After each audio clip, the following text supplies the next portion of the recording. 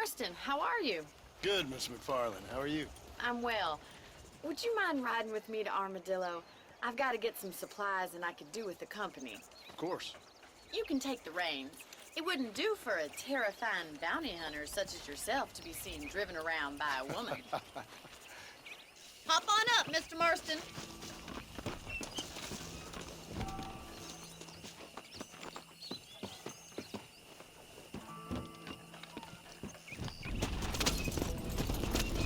You're looking much better, considering you were almost buzzard food a couple days ago. I have you to thank for that, miss. So do tell me, have you needlessly risked your life since we last spoke? No, miss, I have not. Well, that's a relief. Perhaps there's hope for you yet. I wouldn't bet on it. Oh, there's always hope, Mr. Marston.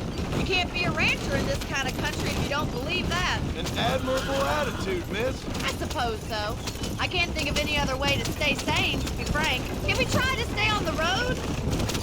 What about you? Have you ever given up hope altogether? Hope hasn't really entered into it. It's not really something I think about. A peculiar outlook. I can't really say I understand you. I can't always say I do either. Oh, don't be so deliberately enigmatic. I'm not, miss. Yes, you are. You are being deliberately obscure as a substitute for having a personality. I just know there are two theories to arguing with women, and neither one works. I'm not even going to dignify that gibberish with a response.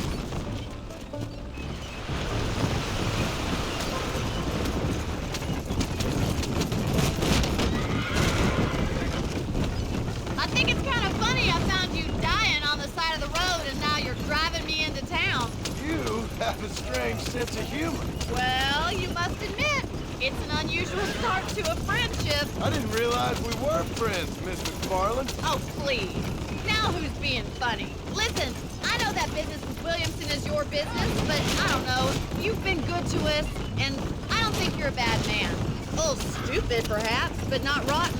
I just worry about you gallivanting around these parts like you're some kind of deranged bounty hunter. Like Paul always says, don't go waking snakes.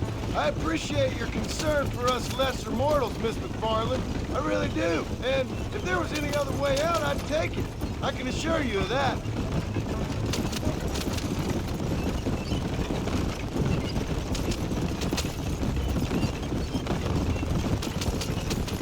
You never did tell me where you live. I have a small holding up in Great Plains.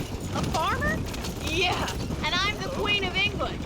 And at what point during your day of hunting down outlaws do you find time to raise chickens? Only been at it 3 years or so. I guess I'm kind of new to it. You're telling me? So who's looking after this farm of yours right now? Uncle. Well, he's not my uncle, as far as I know. Just an old dog who's as lazy as a lizard on a hot day. Kind of fell in laboring under the delusion that age brings wisdom. Sounds like the perfect person to leave in charge of your entire livelihood.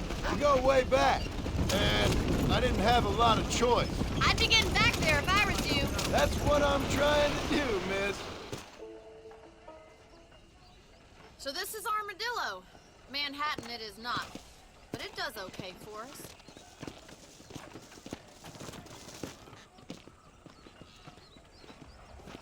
Most important thing for you right now is getting yourself into Dr. Johnson's office to purchase some medicine. First one's on me. Thank you, miss. I'll pay you back. I'm sure you shall. The doc's a good fellow. He saved your life, so be polite to him. Meet me in front of the general store when you're done.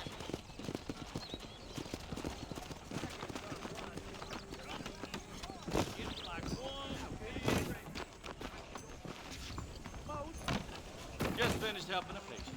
How can I help you? Why, hello. I got stock of them electric belts if you need to lose weight. We got iron in control. Maybe it's time I bought a new buggy. Or perhaps a racker and sparks and toasters. Thanks.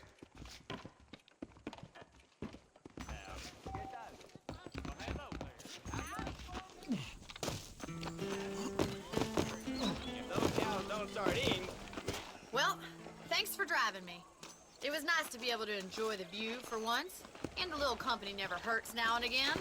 You're more than welcome, miss. Least I can do. Thank you for the medicine.